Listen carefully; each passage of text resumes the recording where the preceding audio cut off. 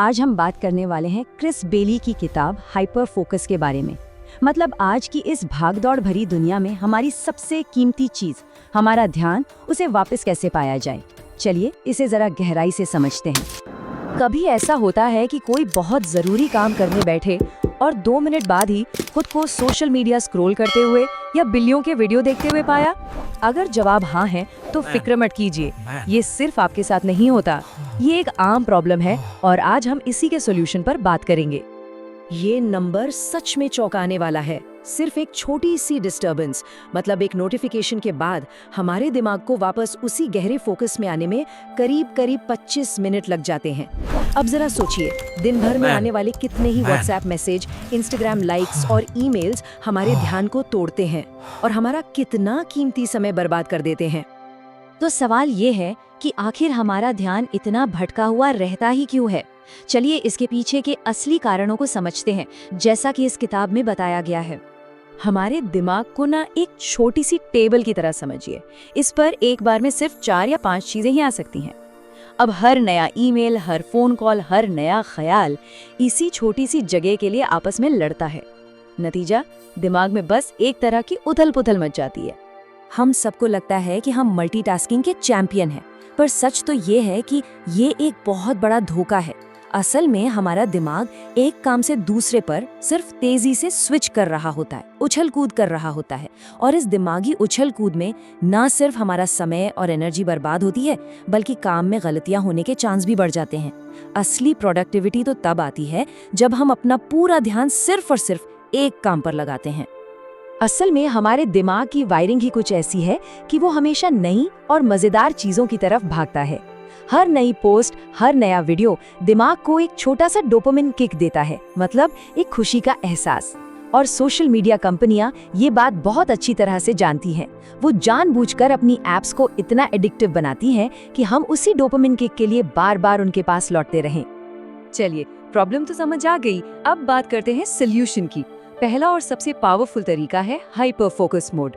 देखते हैं कि इसे अपनी लाइफ में कैसे लाना है। मान लीजिए एक बहुत जरूरी रिपोर्ट खत्म करनी है, तो पहला कदम तय कर लिया कि बस यही एक काम करना है।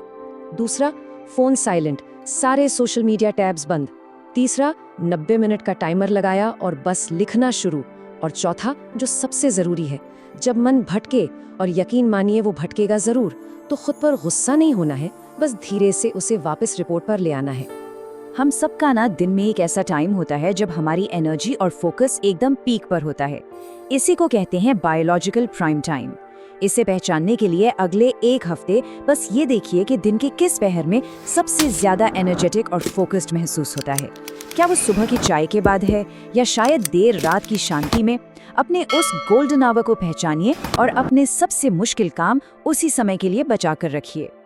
अब एक ऐसे आइडिया की बात करते हैं जो सुनने में थोड़ा उल्टा लग सकता है, लेकिन हाइपर फोकस जितना ही जरूरी है, और वो है स्कैटर फोकस, यानी जानबूझकर अपने दिमाग को भटकने की आजादी देना। नहीं, स्कैटर फोकस का मतलब आलस करना बिल्कुल नहीं है। ये तो जानबूझकर अपने दिमाग को खुला छोड़ने की कला है। ठीक वैसे ही जैसे आर्किमिडीज को अपना मशहूर यूरेका वाला आइडिया बाथटब में आया था। जब हम दिमाग को आराम देते हैं ना, तभी वो पुराने आइडियाज को जोड़ के कुछ नया और शानदार बना पाता है। तो इसे करते कैसे हैं? देखिए, कैप्चर मोड के लिए अपने पास हमेशा एक नोटबुक रखें, ताकि जब भी कोई अच्छा आइडिया आए उसे तुरंत लिख सकें। प्रॉब्लम क्रंचिंग मोड तब काम आता है जब आप नहाते हुए या वॉक करते हुए किसी मुश्किल सवाल को बस दिमाग में चलने देते हैं।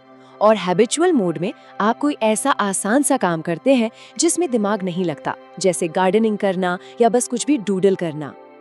हाँ, पर एक बात का ध्यान रखना बहुत जरूरी है। अगर आप वॉक पर जा रहे हैं तो फोन को घर पर छोड़ दीजिए। क्यों? क्योंकि फोन हमारे दिमाग को वो खालीपन और वो आज़ादी कभी नहीं देता जिसकी उसे नए कनेक्शन बनाने के लिए जरूरत होती है। फोन साथ है तो दिमाग भटकेगा नहीं, बस उलझा रहेगा। चलिए अब कुछ फटाफट प्रैक्टिकल टिप्स देखते हैं, जिन्हें अपनाकर अपने ध्यान को रोज रोज भटकने से बचाया जा सकता है। ये कुछ बहुत ही काम की आदतें हैं।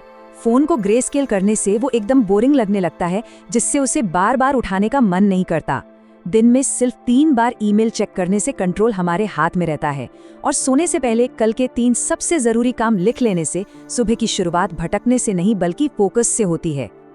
और अब हम आते हैं इस पूरी बातचीत के सबसे पावरफुल और शायद सबसे जरूरी संदेश पर, जो इन सारे आइडियाज को एक साथ जोड़ता है। ये सुनने में थोड़ा अजीब लगता है ना, कि कम करके ज्यादा कैसे पाया जा सकता है। इसका मतलब हर समय बिजी दिखने की रेस से बाहर निकलना है। इसे एक मास्टर शेफ की तरह सोचिए। वो 100 ठीक-ठाक डिश बनाने के बजाय अपना पूरा ध्यान और अपनी पूरी एनर्जी कुछ गिने चुने शानदार डिशेस बनाने में लगाता है। सच्ची प्रोडक्टिविटी का मतलब ही यही है। 10 अधूरे काम करने से बेहतर है कि 2 जरूरी काम चुनें और उन्हें पूरी शिद्दत से करें। और ये एक लाइन ना सब कुछ साफ कर देती है। आज के ज़माने में सिर्फ पैसा या समय ही नहीं, हमारा ध्यान हमारी सबसे कीमती करेंसी है। जैसे हम अपना पैसा सोच समझकर खर्च करते हैं, वैसे ही हमें अपने ध्यान को भी सिर्फ उन चीज़ों पर लगाना सीखना होगा जो हमारे लिए सच में मायने रखती हैं। तो आखिर में ये सवाल हम सबको खुद से पूछना चाहिए कि हम अपनी ये सबसे कीमती करेंसी, अपना ध्यान, आखिर कहाँ और कैसे खर्च कर रहे हैं। इस पर एक बार सोचिएगा ज़रूर।